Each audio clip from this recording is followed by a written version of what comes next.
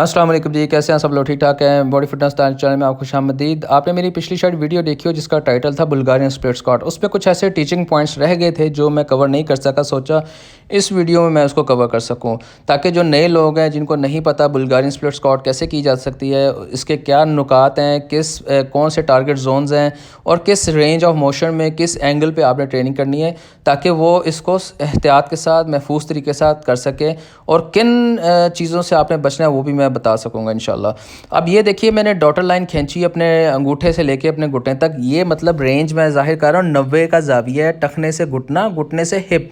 ये 90/90 एंगल कहलाता है। जब इस सूरत में अब जब आप ट्रेनिंग करते हैं तो आपके मसल्स का जो सारा का प्रेशर आपका जो पड़ रहा है आपके मसल्स के ऊपर पड़ रहा है। आपका घुटना जो है बिल्कुल इंजरी फ्री हो गया।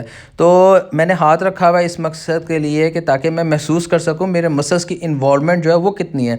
दूसरी चीज़ ये, जब आप इस एंगल पे ट्रेनिंग करें याद रखिएगा कि आपका घुटना और टो एक लाइन पे हो, दोनों डाइवर्ट नहीं होने चाहिए अपनी लाइन से। तो इस सूरत में भी जब दोनों में फ़र्क आएगा, दोनों की लाइन में फ़र्क आएगा तो घुटने के इंजर्ड होने के चांसेस ज़्यादा हैं।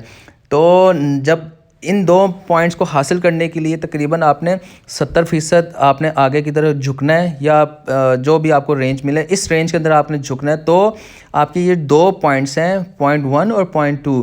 तो आपने अपने बॉडी का एक तो आपने वेट पकड़ा हुआ है, फिर आपका जो अपर बॉडी टॉर्सो है उसका भी वज़न आपने अपने हैमस्ट्रिंग और क्वाड्स पे डाला हुआ है। तो जब ये चीज़ें शामिल होंगी तो आपके मसल्स की इम्प्रूवमेंट शुरू हो जाती है। लेकिन घुटने को आगे नहीं जाने देना। जैसे कि इस पिक्चर में नज़र आ रहा है कि जहाँ पे ये घुटना आगे गया तो ये वो पॉइंट शुरू हो गया जहाँ पे आप इंजरी की तरफ आपने अपना पहला कदम बढ़ा दिए। इस सूरत में जब आप ट्रेनिंग करेंगे तो आपका घुटने पे सारा टारगेट जोन है, सारा जोर आपका घुटने पे है। आपके दोनों मसल, तीनों मसल सारे नज़रअंदाज हो जाएंगे। और जब इतना डिस्टेंस आपका फ़र्क पड़ जाएगा घुटने का और पाँव का, नीचे आप देख रहे हैं मैंने एरो से ज़ाहिर किया हुआ है, तो आपका टाइम का एक तो ज़्यादा, दूसरा ये कि आप इंजरी की तरफ जा रहे हैं। टाइम चले वो फिर आ जाएगा, लेकिन इंजरी जो हो गई वो घुटना याद रखिए एक छोटा जॉइंट है। हिप अल्लाह ताला ने बड़ा जॉइंट बनाया हुआ, उसमें सलाहियत है ज़्यादा ताकत उठाने की। घुटने को अल्लाह ताला ने हल्के फुल्के कामों के लिए अल्लाह ने रखा हुआ है कि इसमें हम हल्का फुल्का वज़न डाल सकते हैं।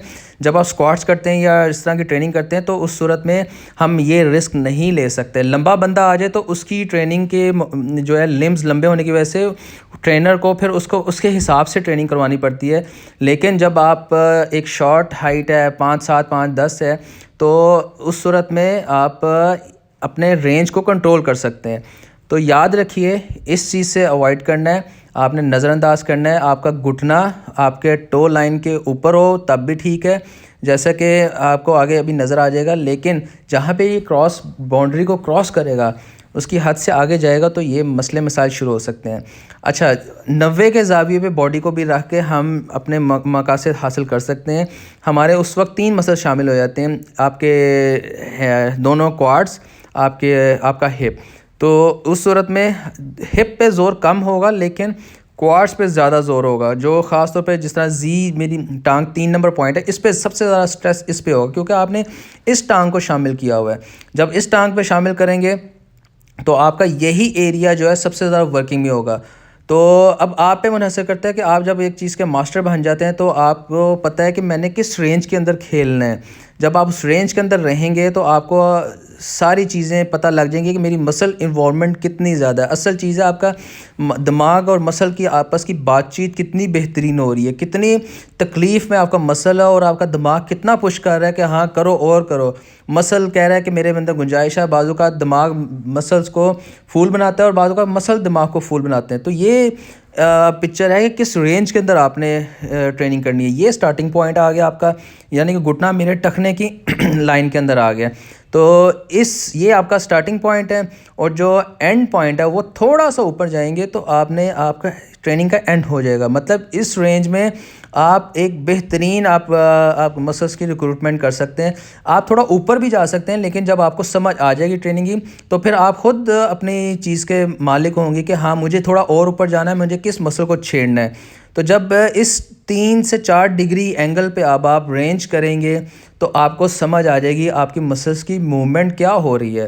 तो असल चीज़ है आपने जो फोकस करना है, जिस पे तवज्जो देनी है, आपके मसल्स कितना ज़्यादा शामिल है आपकी ट्रेनिंग में, उसको रबर बैंड की तरह खींचते रहना है। जब इस रेंज में आप ट्रेनिंग करेंगे तो आपके मसल्स पे रेस्ट नहीं आएगा, आपका मुसलसल आपके जो पट्टे हैं वो मुसलसल खिंचाव में होंगे, और जब मुसलसल खिंचाव में होंगे तो आपकी बर्निंग, फटीग, पंपिंग आपको महसूस होगी। तो मकसद ये हो रहा है कि आपका मकसद पूरा हो रहा है। अच्छा, अब एक और एंगल आ जाता है जिसमें ये 95 डिग्री के एंगल पे पीछे झुका हूँ। इस सूरत में याद रखिएगा आपका सिर्फ और सिर्फ क्वाड का थोड़ा सा मसल शामिल होगा, वो भी स्किन शामिल होगी। तो उस सूरत में वो भी एक तरह से वक्त का ज़िया है, वो इतनी इफ़ेक्टिव एक्सरसाइज नहीं है। अब ये ट्रेनिंग आप वीडियो देखें इसमें मैंने एक्चुअल रेंज में आपको नज़र आ जाएगा कितनी रेंज के अंदर मैं खेलना चाह रहा हूँ। मैं कभी रेंज बढ़ा भी देता हूँ और कभी कम भी कर देता हूँ। और मेरे अगर टांगों में फ़र्क है, मसल में फ़र्क है, तो आप एक टांग की ट्रेनिंग ज़्यादा भी कर सकते हैं, रैप ज़्यादा कर सकते हैं, दूसरी टांग के कम कर सकते हैं, ताकि दोनों टांगों को बैलेंस करने के लिए। तो ये आपकी रेंज है। अब मुझे ये ज़रूरत थी, मैं इसलिए ये कर रहा हूँ। जब आपको अगर समझ आ रही है कि आपकी क्या रिक्वायरमेंट है और आपको मसल्स की इन्वॉल्वमेंट शामिल है, तो आप उसके मुताबिक करें। मैं जो कह रहा हूँ मेरी बात 100% पे अमल ना करें। ये चीज़ ऐसी होती है कि आपको पता चल रहा है कि हाँ मुझे ज़रूरत क्या है, मसल इग्नोर हो जाए वो एक गलत चीज़ है। तो उम्मीद करता हूँ आपको मैंने समझाने की कोशिश की होगी और आसान तरीके से, और उम्मीद करता हूँ आपके काम आएगी ये चीज़ें। इंशाल्लाह अपना ख्याल रखिएगा, मुलाकात होती है आपसे।